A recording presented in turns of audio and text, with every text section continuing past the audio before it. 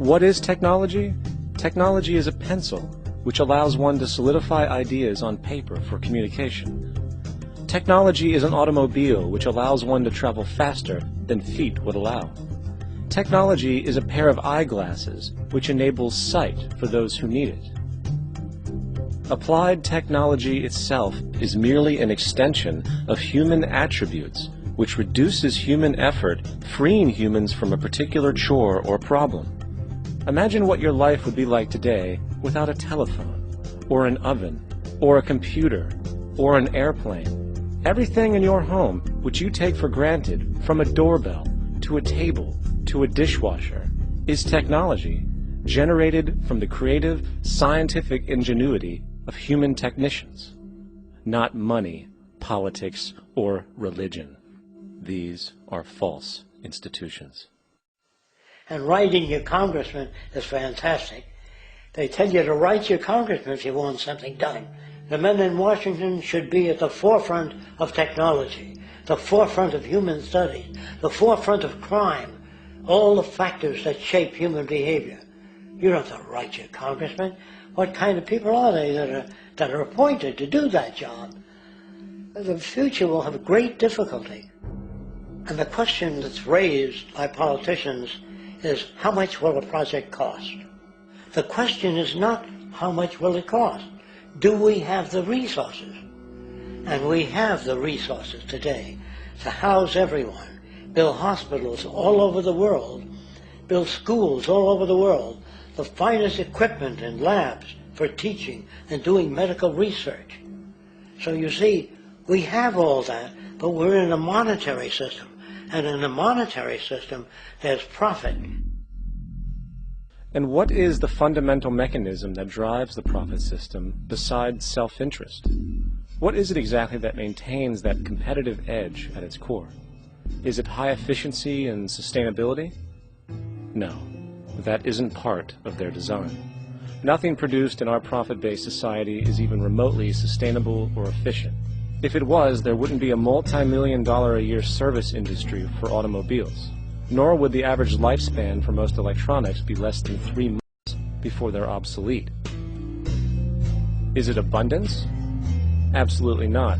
Abundance, as based on the laws of supply and demand, is actually a negative thing. If a diamond company finds 10 times the usual amount of diamonds during their mining, it means the supply of diamonds has increased, which means the cost and profit per diamond drops.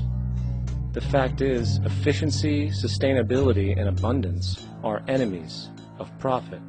To put it into a word, it is the mechanism of scarcity that increases profits. What is scarcity? Based on keeping products valuable. Slowing up production on oil raises the price. Maintaining scarcity of diamonds keeps the price high. They burn diamonds at the Kimberley diamond mines. They made a carbon that keeps the price up.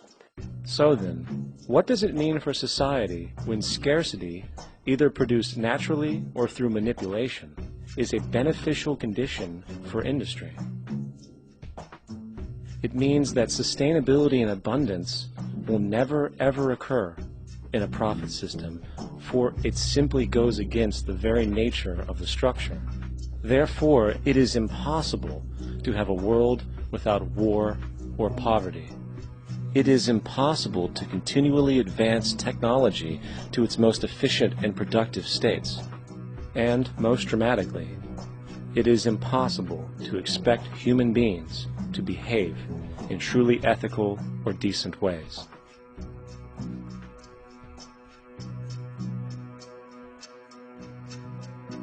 People use the word instinct because they can't account for the behavior. They sit back and they evaluate with their lack of knowledge, and they say things like, humans are built a certain way, greed is a natural thing, as though they've worked for years on it, and it's no more natural than wearing clothing.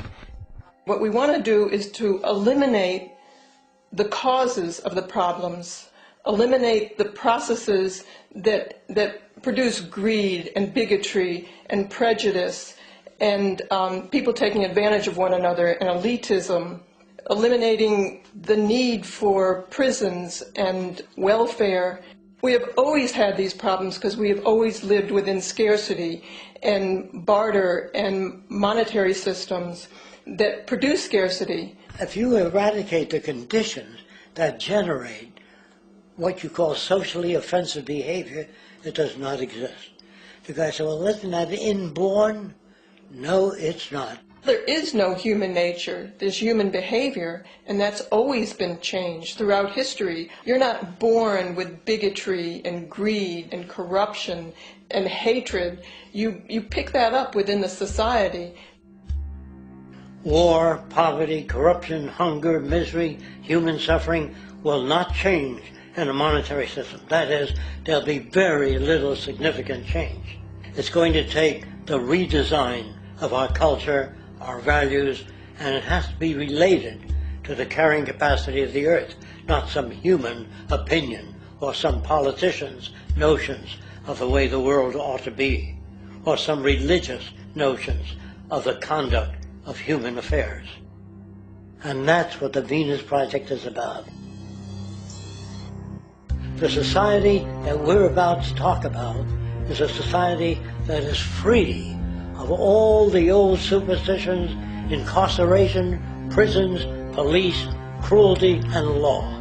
All laws will disappear, and the professions will disappear that are no longer valid, such as stockbrokers, bankers, advertising, gone forever, because it's no longer relevant. When we understand that it is technology devised by human ingenuity which frees humanity and increases our quality of life, we then realize that the most important focus we can have is on the intelligent management of the Earth's resources. For it is from these natural resources we gain the materials to continue our path of prosperity. Understanding this, we then see that money fundamentally exists as a barrier to these resources, for virtually everything has a financial cost. And why do we need money to obtain these resources? Because of real or assumed scarcity. We don't usually pay for air and tap water because it is in such high abundance, selling it would be pointless. So then, logically speaking, if resources and technologies applicable to creating everything in our societies, such as houses, cities, and transportation, were in high enough abundance, there would be no reason to sell anything. Likewise, if automation and machinery was so technologically advanced as to relieve human beings of labor, there would be no reason to have a job. And with these social aspects taken care of, there would be no reason to have money at all. So the ultimate question remains. Do we on Earth have enough resources and technological understanding to create a society of such abundance that everything we have now could be available without a price tag and without the need for submission through employment? Yes, we do.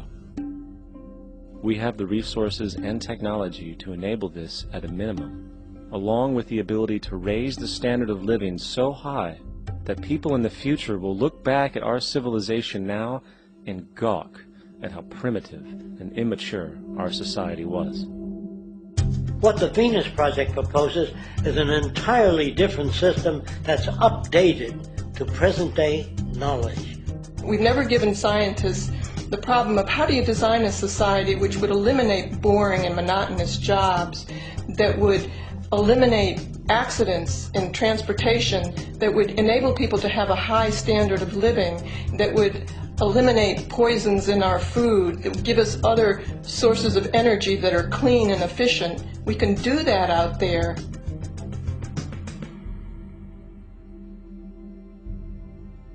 The major difference between a resource-based economy and a monetary system is that a resource-based economy is really concerned with people and their well-being, where a monetary system has become so distorted that the concerns of the people are really secondary, if they're there at all. The products that are turned out are for how much money you can get. If there is a problem in society and you can't earn money from solving that problem, then it won't be done. The resource-based economy is really not close to anything that's been tried. And with all our technology today, we can create abundance. It could be used to improve everyone's lifestyle. Abundance all over the world if we use our technology wisely and maintain the environment. It's a very different system, and it's very hard to talk about because the public is not that well enough informed as to the state of technology.